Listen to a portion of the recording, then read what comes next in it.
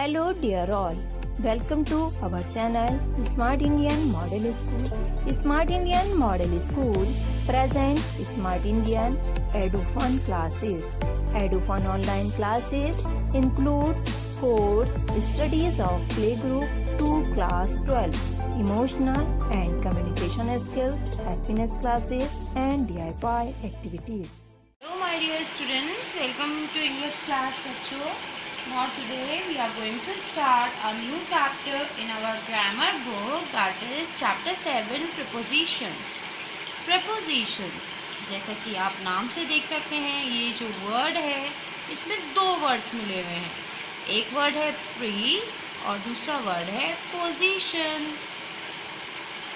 ठीक है, प्री का मतलब तो होता है पहले, बिफोर एनीथिंग. जो ये पोजीशंस वर्ड है इसका मीनिंग क्या है? इसका मीनिंग है कि जो प्रीपोजिशन है वो किसी न किसी चीज़ से पहले यूज़ किया जाता है. अब प्रीपोजिशन क्या है? प्रीपोजिशन बेसिकली वर्ड्स हैं. क्या हैं? वर्ड्स हैं. हम दुनिया में इंग्लिश लैंग्वेज में जितना भी कुछ पढ़ते हैं सब में कोई ना कोई वर्ड ही यूज़ होता है और वर्ड से ही हमें पता चलता है. हर चीज़ वर्ड होती है. हिंदी लैंग्वेज में भी वर्ड शब्द होते हैं, तभी तो हम उनसे वाक्य बना पाते हैं.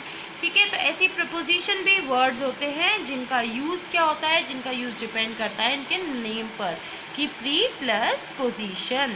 प्री मीन्स ये किसी के पहले यूज़ किए जाते हैं, किसी चीज़ की पोजीशन. इनकी पोजीशन क्या होती है कि ये किसी चीज़ से पहले यूज़ किए जाते हैं.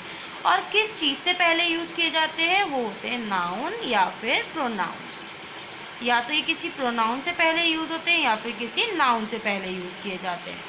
ठीक है, तो वो वर्ड्स जो कि नाउन या प्रोनाउन से पहले यूज़ किए जाते हैं उनको प्रीपोजिशंस कहते हैं. अब बात ये आती है कि इनको यूज़ क्यों करते हैं हम. प्रीपोजिशंस का क्या मतलब है, ऐसा क्या यूज़ है प्रीपोजिशंस का नाउन और प्रोनाउन से पहले? तो हम बहुत सारी चीज़ें यूज़ करते हैं, लाइक आर्टिकल्स भी यूज़ करते हैं, है ना, एंड यूज़ करते हैं. तो ऐसा क्या है प्रीपोजिशंस में? प्रीपोजिशंस का क्या यूज़ होता है? प्रीपोजिशंस का यूज़ होता है कि ये जो नाउन और प्रोनाउन के बारे में हमें जिससे पहले ये यूज़ किए जाते हैं, ये पूरे वाक्य में उनकी रिलेशन बताते हैं कि पूरे वाक्य में उनका क्या मतलब है. जैसे अगर मैं आपको एक एग्जांपल दूँ तो यहाँ आप देखिए, the book is on the table. On preposition अगर ये नहीं होता तो क्या बनता? The book is the table. क्या बुक टेबल है? नहीं है ना. बुक इज़ द टेबल का मीनिंग तो ये हुआ कि बुक टेबल है, लेकिन बुक तो टेबल नहीं हो सकती ना. बुक तो अलग होती है, टेबल अलग होती है. तो इस ऑन वर्ड ने हमें, यानी कि इस प्रपोजिशन वर्ड ने हमें बुक और टेबल के बीच की रिलेशन बताई कि इनकी क्या रिलेशन थी. सेंटेंस में बुक और टेबल की क्या रिलेशन है कि जो बुक है वो टेबल के ऊपर रखी हुई है, इसीलिए हमने इस वर्ड का यूज़ किया यहाँ पर, जो कि क्या है, एक प्रपोजिशन है. तो बेसिकली प्रपोजिशन क्या हुआ? प्रपोजिशन वो वर्ड हुआ जो नाउन या प्रोनाउन से पहले लगाता है और जो कि हमें रिलेशन शो करता है कि कोई पर्सन या थिंग जो जिसको नाउन डिनोट करता है वो क्या है, वो it stands to something else. Means basically जो भी चीज़ों के बारे में जो भी नाउन प्रोनाउन हमें सेंटेंसेस में दे रखे हैं और जो भी सेंटेंस दे रखा है उसमें नाउन और प्रोनाउन की आपस में उस सेंटेंस से क्या रिलेशन है, क्या पॉइंट आउट कर रहा है, वो कौन वर्ड करता है, वो प्रपोजिशन करता है. दूसरा एग्जाम्पल भी देखते हैं. Tom agreed with me on that point. पहले तो इसमें बहुत सारे वर्ड्स आए, विथ और ऑन, दो वर्ड्स का यूज़ किया है और बहुत सारे वर्ड्स थे. Tom agreed me that point.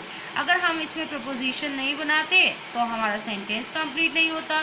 Tom agreed me, Tom मुझे एग्रीड है, टॉम मुझे एग्रीड है. समझ में आया? नहीं आया. लेकिन अगर हम इसको बोले कि टॉम मुझसे एग्रीड है, यानी कि जो मैंने कहा वो टॉम ने मान लिया, टॉम को सही लगा, तो वो सेंटेंस तो सही है ना कि वो मुझसे एग्रीड है, मुझसे, मेरी बात से वो सहमत है. टॉम मुझसे सहमत है, इसीलिए हमने यहाँ पे यूज़ किया विद. मी प्रोनाउन हो गया, प्रोनाउन से पहले हमने इसको यूज़ किया, ये वर्ड हो गया प्रीपोजिशन. और इस वर्ड ने मी और टॉम के एग्रीमेंट के बीच में जो भी उनका रिलेशन था, मेरे और टॉम के बीच में जो एग्रीमेंट था उसके बारे में बताया. ठीक है, और आगे वो कहते हैं ऑन दैट पॉइंट तो सहमत तो है, लेकिन किस चीज़ पर सहमत है? उस पॉइंट पर सहमत है। उस पॉइंट पर, यानी कोई भी एक पॉइंट हो सकता है जिस पर दो लोग आपस में सहमति दे सकते हैं, हाँ भाई ये बात तो ठीक है ना, इस तरीके से। तो वो क्या कह रहे हैं? Tom agreed with me on that point. Tom मुझसे सहमत है उस पॉइंट पर। तो यहाँ पे ऑन ने और विथ ने सेंटेंस को कंप्लीट किया। विथ ने पॉइंट आउट किया कि किस चीज़ की बात हो रही है, एग्रीमेंट की बात हो रही है, किसकी? टॉम की और मेरे, ठीक है। और फिर ऑन ने बताया कि किस चीज़ के एग्रीमेंट की बात हो रही है, उस पॉइंट का जो एग्रीमेंट है, वो जो कोई पॉइंट होगा कि हाँ भैया कोई भी पॉइंट हो सकता है, घर में बातचीत होती है तो आपस में हम लोग डिस्कस करते हैं और उसके बाद कोई एक पॉइंट ऐसा, एक जगह एक ऐसी पॉइंट आ जाता है जहाँ पर हम लोग सहमत करते हैं कि हाँ भाई ये बात ठीक है, सबको ये बात सही लगी, ठीक है, इस तरीके से।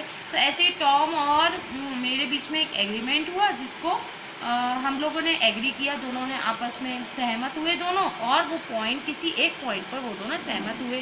तो इसीलिए हमें ये विथ और ऑन ने रिलेशन बताई टॉम के एग्रीमेंट पे और किस चीज़ पर? उस किसी एक पॉइंट पर एग्रीमेंट का, ठीक है। एक सेंटेंस और देखते हैं। She was very kind to us all. वो हम सबको बहुत ज़्यादा, हमारे साथ वो बहुत ज़्यादा दयालु थी, उसने हमारे साथ बहुत ज़्यादा दया करी, उसने हमें मतलब बहुत अच्छे से ट्रीट किया। तो इसने यहाँ पे टू ने हमें बताया कि वो उसकी जो काइंडनेस थी वो हम सबके लिए थी। तो उसकी काइंडनेस और हमारे बीच की रिलेशन बताई, यानी इस पूरे सेंटेंस में काइंडनेस, उसकी काइंडनेस और हमारे लिए रिलेशन बताई टू वर्ड ने। ये टू वर्ड अस क्या हो गया? प्रोनाउन, इससे पहले यूज़ हुआ है यहाँ पर, ये हो गया आपका preposition. The people are alarmed at this news. जो लोग हैं वो ये खबर सुनकर, ये न्यूज़ सुनकर एकदम अलार्म्ड हो गए, एकदम कॉशियस हो गए, एकदम मतलब ऐसे हो गए बिल्कुल कि सीरियस हो गए कि भैया ऐसी कोई सच में न्यूज़ है जिस पर हमें ध्यान देना चाहिए। तो किस चीज़ पर अलार्म हुए? एट दिस न्यूज़, इस न्यूज़ पर अलार्म हुए, इसलिए हमने यहाँ वर्ड यूज़ किया है एट।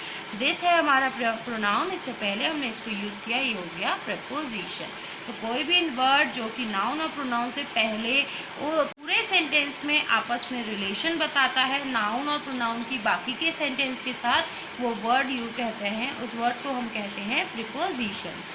जैसे कि आप यहाँ देख सकते हैं, ऑन ने रिलेशन शो किया बुक और टेबल के बीच का। विथ ने रिलेशन शो किया मेरे एग्रीमेंट और मेरे बीच का, टॉम के एग्रीमेंट और मेरे बीच का, ठीक है। एग्रीमेंट किसके बीच में हुआ था? टॉम और मेरे बीच में हुआ था। तो जो एग्रीमेंट था और मेरे बीच में, उसने रिलेशन शो किया विथ ने। टू ने रिलेशन शो किया इसमें काइंडनेस और हमारे बीच में, और एट ने रिलेशन शो किया अलार्म्ड और न्यूज़ के बीच में। तो नाउन और प्रोनाउन जो कि before which a preposition is placed is called the object of the preposition. वो नाउन या प्रोनाउन जिससे पहले प्रपोजिशन का यूज़ किया गया है उसको हम कहते हैं ऑब्जेक्ट ऑफ प्रीपोजिशन। जैसे कि हमने यहाँ पे अस से पहले इसको यूज़ किया है, तो इसमें ऑब्जेक्ट क्या होगा? अस। इसमें हमने मी से पहले यूज़ किया, इसमें ऑब्जेक्ट क्या होगा? मी।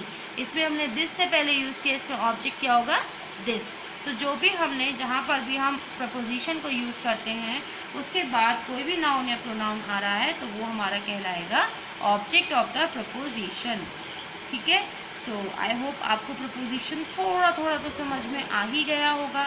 We will also study it in detail but not now, next time, okay. So let's start with exercise now. You have to do this exercise by yourself and we'll discuss it in your class. Till then, take care. Bye bye. यदि आपको हमारा video अच्छा लगा हो तो आगे की video की नोटिफिकेशन प्राप्त करने के लिए कृपया बेल बटन दबाएं और चैनल सब्सक्राइब करना ना भूलें. Please subscribe our channel of Edufun classes. Thank you for watching.